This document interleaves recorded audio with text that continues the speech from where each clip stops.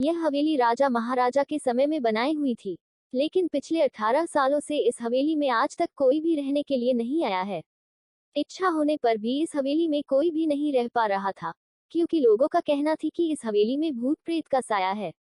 जब अजीत सिंह को इस हवेली के बारे में पता चला तो उसने तय किया कि वो इस रहस्य को जानकर ही रहेगा, क्यों लोग इस हवेली में नहीं रह पा रहे हैं। उसने मजबूत इच्छा शक्ति से हवेली में रहने की पूरी तैयारी कर ली। जब उसने हवेली के अंदर जाने के लिए पैर आगे बढ़ाए तो दरवाजे पे किसी अनजान व्यक्ति ने उसे रोक लिया और नजदीक जाके बोले, कौन हो आप और किधर जा रहे हो? अजित सिंह ने जवाब देने के बजाय उसने सामने सवाल किया, जी आप कौन? मेरा नाम अर्जुन सिंह है और मैं यही पास में ही रहता हूँ। अजित सिंह ने कहा, ओह अच्छा, मैंने सुना है कि यह एक भूतिया हवेली है और यहाँ कोई नहीं आ पाता है, इसलिए मैं इस हवेली में एक दिन रुकने का फैसला किया है। अर्जुन सिंह ने कहा, जी हाँ, आपने सही सुना है और आप भी अंदर मत जाइए, मेरी माने तो आप भी वापस लौट जाइए, यहाँ बहुत खतरा है। यह सुनकर अजीत सिंह खुश हो गया, जैसे उन्हें कोई लॉटरी लग गई हो।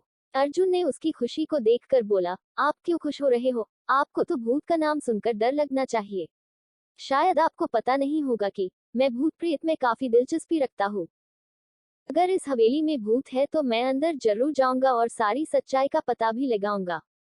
इतना कहकर अजीत सिंह उस हवेली में चले गए। अंदर जाके अजित ने अपनी बैग को साइड में रखा और हवेली के चारों ओर देखने लगा। सारे रूम भी चेक कर लिए। बाद में ड्राइंग रूम में आके सोफे पर बैठ गया। उसने वहां बैठकर दारू के 2-4 पैक भी पिए। वहीं अचानक उस रूम में लाइट का एक बल्ब चालू बंद होने लगी, लेकिन अजीत ने उस पर ध्यान नहीं दिया। थोड़ी देर बाद दूसरा बल्ब चालू बंद होने लगा, फिर तो हवेली की सारी लाइट चालू बंद होने लगी। यह सब देखकर अजीत अपनी जगह पे खड़ा हो गया और संपूर्ण सचेत हो गया। अचानक उसके सामने एक छोटा टेबल हवा में उड़ने लगा, करीबन 6 फुट हवा में ऊपर जाके गोल गोल घूमने लगा और बाद में अजीत की ओर तेजी से आने लगा। अजीत ने तुरंत ही अपने जगह बदल दी और दूसरी ओर चला गया और वो टेबल वहीं जाके गिरा जहां अजीत खड़ा था। अजीत कुछ समझ पाता उतने में सोफे की शीट उसकी ओर आने लगी। वो जल्द खड़ा हो गया और छलांग लगा के दूसरी ओर कूद गया, जिसके कारण सोफा दीवार को टकराया और अजीत बच गया। अचानक सब कुछ शांत हो गया।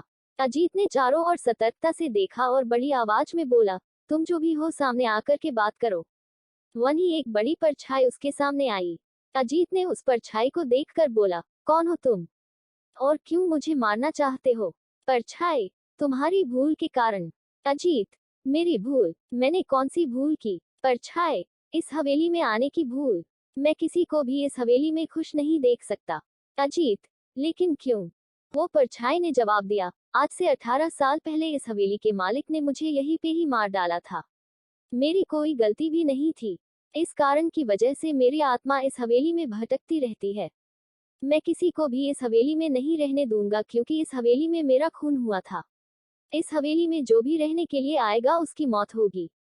अजीत ने कहा, मैं तुम्हें अपने असली रूप में देखना चाहता हूँ। तुम्हें मारने से पहले मैं तेरी यह इच्छा अवश्य पूरी करूंगा।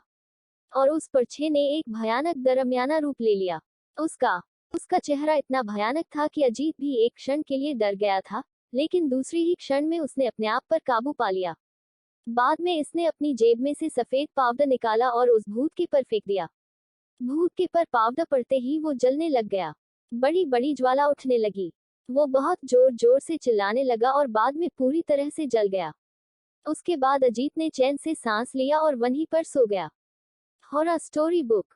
दूसरे दिन सुबह जब अजीत को सही सलामत हवेली से बाहर आते देख अर्जुन को आश्चर्य हुआ। अर्जुन ने अजीत से पूछा, तुम कैसे जिंदा हो? जब अजीत ने अर्जुन को कल रात को घटी घटना को पूरी तरह से बताया और बोला, अब यह हवेली भूतिया हवेली नहीं रही।